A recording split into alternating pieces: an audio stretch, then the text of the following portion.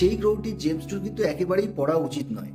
যে একটি চার্টে 7th হাউসে মুন নিচ হয়ে আনফেভারেবল পজিশনে বসেছিল এবং সেই ব্যক্তি মুনের স্টোনটি ধারণ করার পরে তার কোনো লাভ কিন্তু হয়নি, মুনের স্টোনটি তার কিন্তু কোনো কাজে দেয়নি।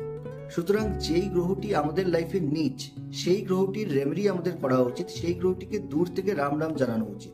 যেই গ্রহটি আমাদের সাপোর্ট করার জন্য এসছে সেই গ্রহটির রত্ন আমরা ধারণ করতে পারি, কিন্তু অনেকগুলো ফ্যাক্টরকে মাথায় রেখে এবং অবশ্যই এক্সপার্টের সাথে পরামর্শ করে।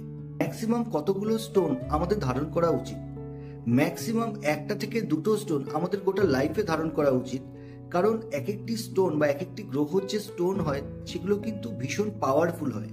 একটি সঠিক স্টোন আমাদের গোটা লাইফকে বদলে দিতে পারে, আমাদের কিন্তু অনেক স্টোনের প্রয়োজন নেই। সুতরাং আমরা যদি কোনো রত্ন ধারণ করি তাহলে আমাদের একটি সঠিক রত্ন আমাদের লাইফকে পরিবর্তন করে রেখে দিতে